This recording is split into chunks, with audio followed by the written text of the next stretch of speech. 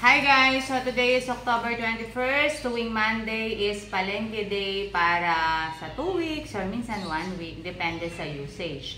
So, hindi ko alam kung may regulatory no, DTI sa palengke ng Tarlac City. Iba-iba rin sila ng presyo. So, base sa mga suki ko, ito yung presyo as of October 21, 2020. Ba't ang puti ko? 2024. Okay, so sa baboy muna tayo. Hindi ako namalengke ng fish kasi meron pang konti. Ubusin muna yan. So, dito, ang hirap naman kasi naka-front page yung camera. Ang baboy natin, ang kasim is 350 per kilogram. Ang giniling, eto giniling. Ayan, giniling. 350 per kilogram. May kalabaw ako. Ayan, gagawin kong bagis. Nilaga ko na. Ang kalabaw is 350 kilogram. Tapos, liempo is 400 ang liempo ngayon. Mahal ng liempo, no? 400 per kilogram. Pork chop is 350 per kilogram. Yung ribs, sinuhugasan ko na. Nakikita nyo ba? Yung ribs is 300 per kilogram. Ayan, dalawa yung sa ribs ko nilalaga kasi namin. Ayun, atay, meron din atay, pero sinangkotsa ko na ito. Nagsangkotsa na ako para sa, ang tawag dito, sa kilawin o kilayin sa aming Kapampangan. So, lagyan ko na ng sinangkotsa ko na. Yung atay is 165, 1/4 lang yata yun. Tapos, yung baga, kumuha ko ng kalahating baga, 130. Ayan, may kodigo ako. Tapos, yun lang. So, yun yung mga baboy natin. Ay, ito pala. Ito, pindang ng balbas. Manyaman yun, masarap tong niya. Itong tosino niya, 290, dalawa. So, 145 each. Ayan, 290. Okay, sa naman, sa mga gulay. Okay.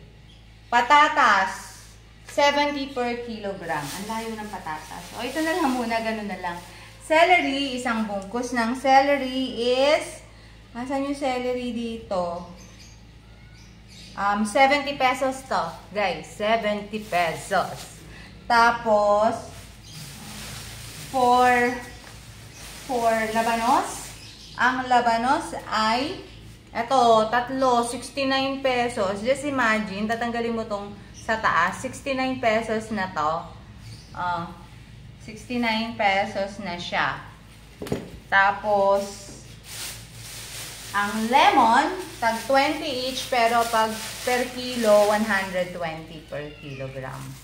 Ayan, lemon. And then, meron tayong beans. Ang beans ay 35 to. 140 ang kilo. Ayan, 35 ang beans ko. Tapos, broccoli and cauliflower pareho lang ng per kilogram. So, tag 120 daw ang kilo. No, just imagine.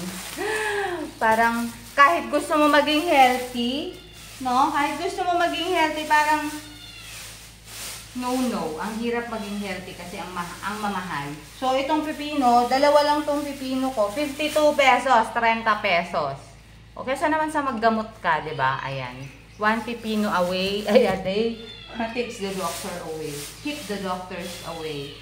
Ayan. Tapos, etong repolyo. Hindi ko alam ba't ang mahal ng repolyo ngayong panahon na to. Ganyan lang siya. Maliit o. Maliit lang kamay ko. Repolyo, 31 pesos na to. Bakit kaya mahal ang repolyo ngayon? Hindi na siguro panahon, no? Ayun. Luya. Tingnan mo yung luya, 96 pesos na luya. Oh my G. No, 96 pesos to. Ang konti.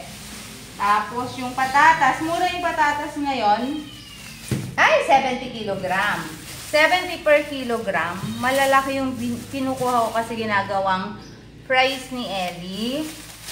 Potato chips, kung ano-ano pa. Mashed potato. Yan, mahilig sa patatas yung mga anak ko. Tapos, itong, ano ba to? Carrots. Carrots. Meron pa ditong carrots. Ayan. Yung carrots is, asan yung kodigo ko?